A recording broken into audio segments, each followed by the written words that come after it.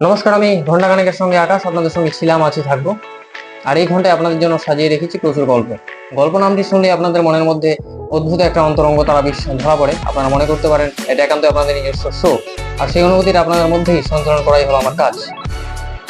আজকের অনুষ্ঠানের নাম হলো হুইচ ইজ দ্য বেস্ট, কে সব থেকে ভালো। আসলে আমরা আজকে বিভিন্ন জিনিস কম্পেয়ার করব। আমার সাথে রয়েছে আমার বন্ধু রাজ।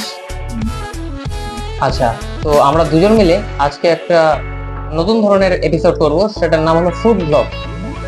তো প্রথম যে জিনিসটা আমরা আজকে কম্পেয়ার করতে চলেছি, আজকে যেটা আমরা কম্পেয়ার করব সেটা হলো রেডবুল এবং স্টিং। দুটোই কিন্তু এনার্জি ড্রিঙ্ক। আমরা টিভিতে প্রায়শই দেখেছি রেডবুলের অ্যাডভার্টাইজমেন্ট এবং এই স্টিং এর অ্যাডভার্টাইজমেন্ট, যে এগুলো খেলে নাকি এনার্জি বাড়ে।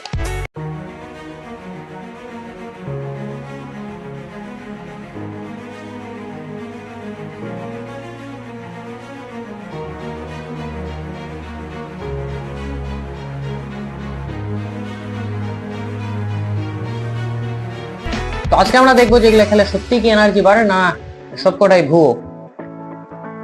সেটাই আমরা আজকে টেস্ট করব এবং আপনাদেরকে সরাসরি জানাবো কোনটা কিরকম। তো ফার্স্ট, আমার আপনার সকলের পাড়াতে যেটা পাওয়া যায়, এই লাল কালারের শরবতের মতো দেখতে স্টিং। সর্বপ্রথম আমরা এটাই টেস্ট করব।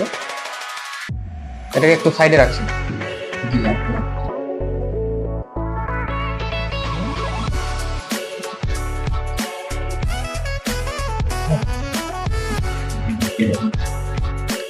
এই ধরনের দেখতে, এটা আমরা খাই এবার।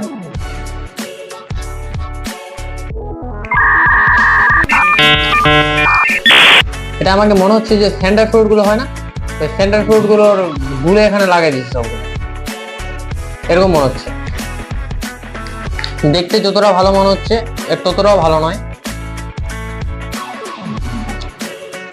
এবং এটা বেশি খাওয়াও খুব ক্ষতিকর।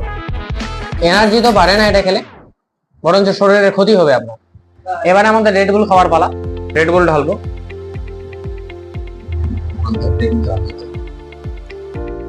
এটা দেখতে এই প্রকৃতির মাউন্টেন ডিউর মতো দেখতে অনেকটা এটা। এবারে টেস্ট করবো কিরকম রেডবুল।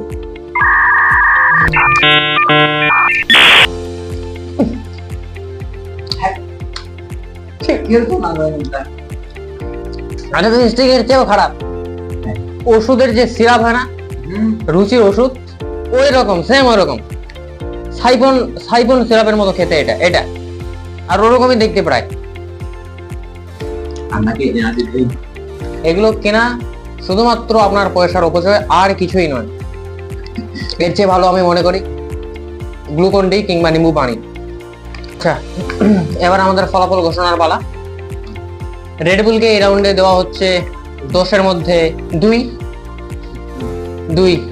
রেডবুল 10-এর মধ্যে পাচ্ছে 2, আর স্ট্রিং এই রাউন্ডে পাচ্ছে 10-এর মধ্যে 4।